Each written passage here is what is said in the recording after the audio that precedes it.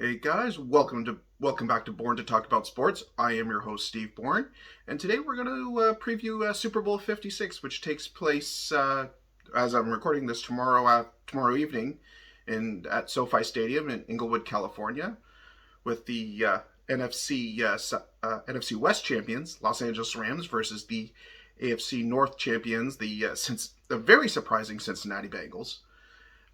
This is the first time for the Bengals to be in the Super Bowl well over 30 years. I believe it's 33 years.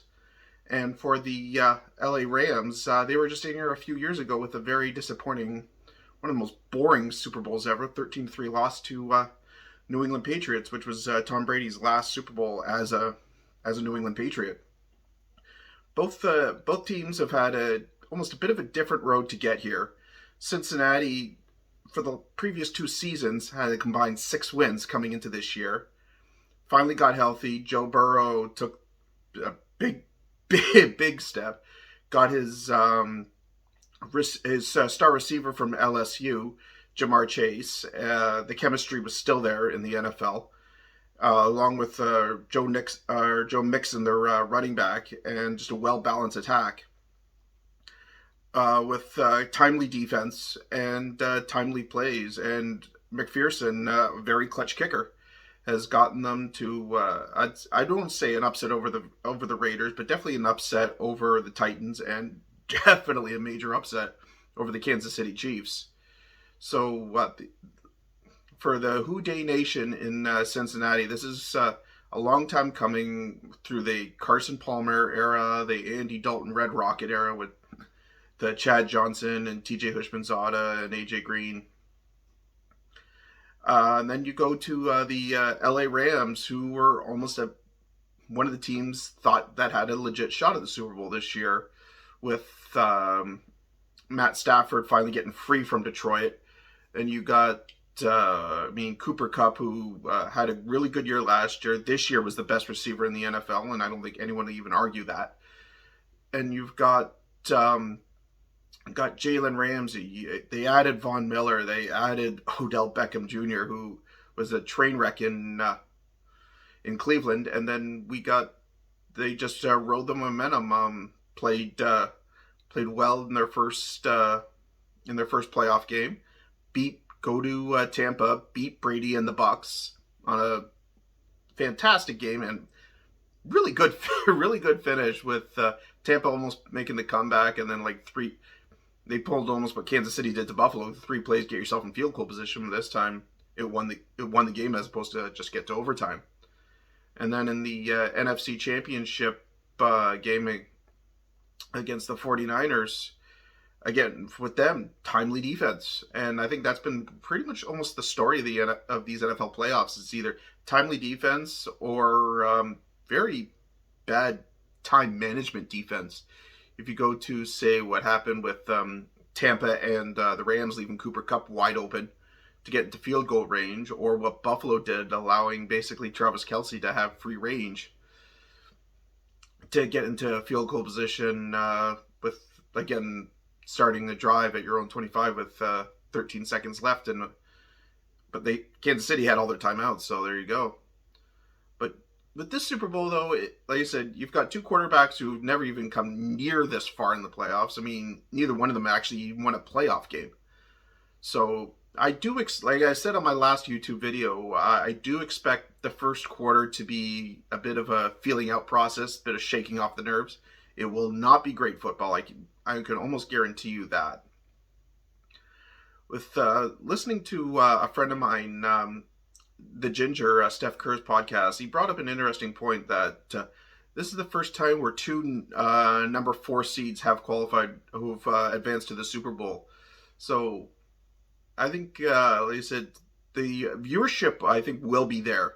Because let's face it, both teams are very evenly matched on paper. Both scored almost the exact same amount of points this year. The Rams' defense is better. I'll give them that. Special teams, I think, is a bit of a wash because they both have very clutch kickers, as we've proven in the playoffs. So but the one thing I'm looking forward to is, can the Cincinnati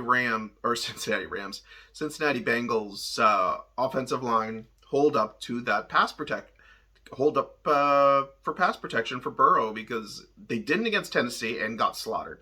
I mean, Burrow was knocked down 9 times. You're not going to win the Super Bowl with nine sacks, because let's face it, the Rams offense is a little bit better than the Tennessee offense. Excuse me. But as this game keeps going down, I do think that the quarterbacks will get a bit more comfortable. But I do think that the LA Rams will eventually win on top, because I think, like I say, I think the offenses are almost a bit of a wash. But I do think that Rams defense will make one or two key stops, maybe force a fumble, force an interception, or a quick 3-and-out, and come back the other way and give it into Stafford's hands. I'm happy for both quarterbacks here. I mean, Joe Burrow last year about halfway through last year had a really, really nasty knee injury. He rehabbed all the way back. Basically got his number 2 or his number 1 receiver from college, who they won a national championship with, and trying to run it basically to a NFL championship. And then Matt Stafford was basically stuck in what's known as NFL purgatory in Detroit. By this time, great trooper, great player, great teammate from everything I've heard and read. And got his break. Finally got out of purgatory.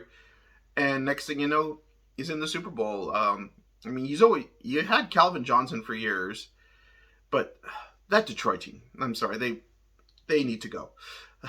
New ownership, new something. I mean, Detroit fans deserve better than what they've had. I mean, they had a Super Bowl quarterback on their team for years, and barely made the playoffs a couple of times, and they haven't won a playoff game in God knows how long. But I am looking forward to this game. Like I say, I am looking forward to this game. I do think when things settle down and the quarterbacks and the teams settle in, you're going to see some fantastic passes, some fantastic catches. So, yeah, that's my quick Super Bowl preview. I'm going to do my prediction here is I think the Rams do pull it out. I think it'll be 30-21 Rams. And I do think your Super Bowl MVP will more than likely be Cooper Kupp. That matchup he's going to have probably with the Eli Apple. And I think that's where the Rams will exploit Cincinnati. Is the Rams just have so many elite weapons. I mean, when Odell Beckham Jr. is finally looking like what the Browns thought they were going to get. And like I said, Cooper Kupp's the best receiver in the NFL. And with the Bengals, they did a great job limiting Tyreek Hill to 0. I still can't believe when I read that 0 catches in the second half of that AFC Championship. And they're going to have to focus all their energy, all the defensive schemes, stopping Kupp and then trying to limit, because you're not going to stop both of them, trying to limit Odell Beckham Jr.